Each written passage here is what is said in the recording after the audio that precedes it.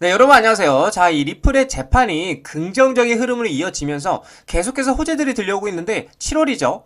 이 7월에 이제 블랙록의 ETF 신청 가능성에 이어서 미국의 SEC 또한 리플 솔라나를 담은 종합 ETF 승인에 임박했다라는 소식까지 들려오고 있습니다. 그로 인해서 다시 한번 7월 XRP ETF에 대한 기대감이 굉장히 커지고 있는 시점인데, 이러한 기대감 덕분에 최근에 블랙록뿐만이 아니라 골드만삭스도 보이지 않게 투자했던 모습들이 포착이 되고 있다. 그리고 최근에 이제 가상자산 규제를 정의하는 주요 법안들을 선보일 계획이라는 소식들까지 들려오고 있는 상황이고, 이 리플을 미국 연준 결제 시스템의 채택과 ETF와 그리고 스테이블 코인 관련해서도 긍정적이게 제도권 진입에 대한 방향성이 보이고 있는 시점이다. 관련돼서 대응 방법과 어떤 이슈들이 있는지 함께 살펴보도록 하겠습니다. 자, 뉴스를 보게 되시면은 미 SEC 리플 솔라나 담은 종합 ETF에 대해 승인이 임박했다라고 얘기를 하고 있는데, 자, 이제부터가 저는 여러분들에게 본격적인 시작, 그쵸? 이 시작을 알리는 부분이라고 볼 수가 있다. 이 SEC의 리플과 솔라나를 담은 종합 ETF 승인이 임박했다라고 말하고 있는 건데, 자, 내용을 보게 되면 이제 ETF 전문 분석가 네이트 지라시가 그레이스케일의 GDLC ETF에 대한 SEC의 최종 결정 시한이 도래했다라고 얘기를 하고 있어요. 그러면서 GDLC ETF는 여러 주요 가상자산을 한 바구니에 담아서 투자할 수 있도록 설계된 지수 추종형 상품으로 비트코인, 이더리움, XRP, 솔라나, 에이다 등 주요 가상자산을 포함하고 있다는 거죠. 그래서 네이트 지라시는 해당 상품이 높은 확률로 승인이 될 것으로 전망하고 있고, GDLC 승인이 이루어질 경우에 이에 포함된 개별 가상자산의 현물 ETF 승인도 이어질 수 있다라고 지금 전망하고 있다는 겁니다. 자, 그렇다 보니까 지금 세계 최고의 자산운용사인 이 블랙록이 7월에 XRP ETF를 신청할 것이라는 전망이 되고 있는데, 자, 여기서 말하고 있는 이 블랙록이 제가 뭐라고 말씀드렸었죠? 자, 이 블랙록은 바로 1경 5천조 원, 여기 있죠? 이 1경 5천조 원의 단위를 움직이는 세계에서 가장 큰 자산운용사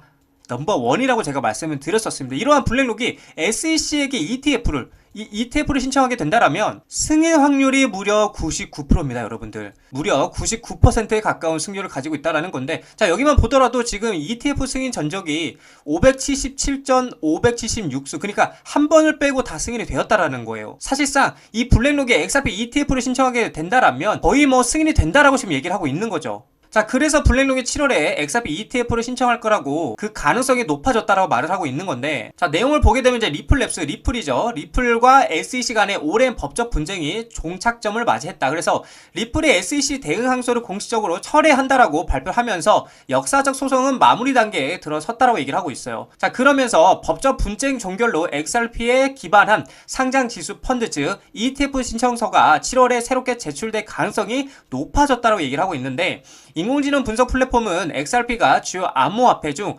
완전한 규제 명확성을 갖춘 유일한 토큰이라면서 관련 ETF 서류 제출이 올해 7월에 이루어질 가능성을 제기하고 있다는 거죠. 자, 그러면서 ETF 스토어의 네이트 게라시 대표 역시 7월 ETF 승인 의견을 내놓고 있는데, 이번 법적 분쟁 종료가 이제 현물 ETF와 블랙록과 같은 자산운용 대기업들의 XRP 시장 진입 가능성을 높이고 있다고 얘기를 하고 있고, 리플의 브래드 갈링 하우스, 그러니까 즉 최고 경영자는 이번 장을 완전히 닫는다라며 법적 분쟁 종결을 확인하는 발언을 했어요. 그래서 이 발언 직후에 XRP 가격이 상승하는 모습도 보여줬었는데, 자, 이러한 이제 낙관적인 분위기 속에서도 시장 일각에서는 신중론을 제기하고 있는데, 현재 롱 포지션이 과도하게 몰리고 있다면서 시장 과열 가능성에 경고를 하고 있다. 근데 이는 단기적인 변동성을 이야기할 수는 있지만 장기적인 전망은 뭐다? 긍정적이다라고 얘기를 하고 있는 겁니다. 자, 그렇다 보니까 7월이 다가오면서 투자자들의 이목은 XRP 현물 ETF에 집중이 되고 있고, 만약에 블랙록의 ETF 신청이 현실화가 된다라면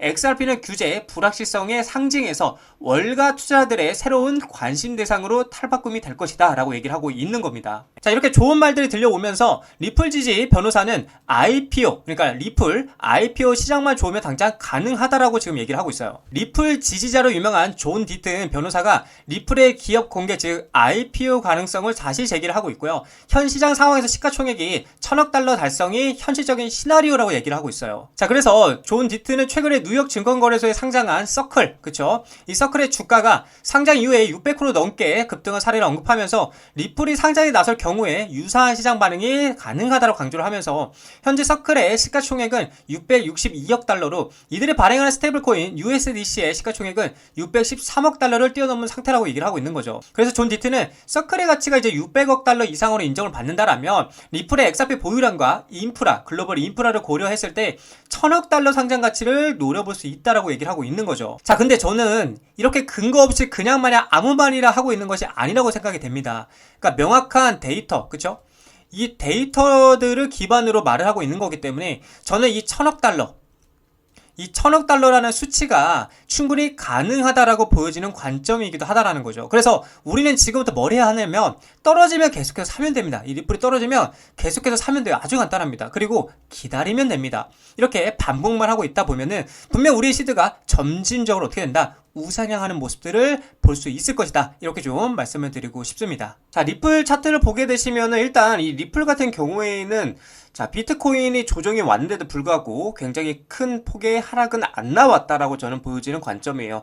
다시 한번 지금 잠깐의 눌림이 있었지만 3,000원짜리를 지지하러 돌파하러 올라가려는 모습이 보여지고 있고 저의 관점은 똑같습니다. 계속해서 지금 이렇게 라인을 따라서 어떻게 하고 있다. 수렴을 하고 있으면서도 이 넥라인을 돌파하는 시점에서 큰 거래량이 터져주면서 제가 말씀드리는 이 박스권 라인 상단부죠. 이 3,250원짜리를 돌파하러 올라갈 가능성이 있다라고 저는 보여지는 관점이고 결국에는 제가 말씀드리는 건 계속 똑같아요. 3,000원 아래에서는 계속해서 뭘 해야 된다. 매집을 하기 굉장히 매력적인 자리다라고 말씀을 드리고 있고 그래서 우리는 걱정할 필요가 전혀 없습니다. 오히려 3,000원짜리가 뚫리게 되면은 고마워 땡큐 하면서 매집을 하면서 가져가면 될 것이고 반대로 이제 상승 관점으로 볼 것이면은 이 3,250원짜리의 돌파 여부가 그리고 돌파한 후에 안착 여부가 굉장히 중요하다라고 볼 수가 있겠습니다.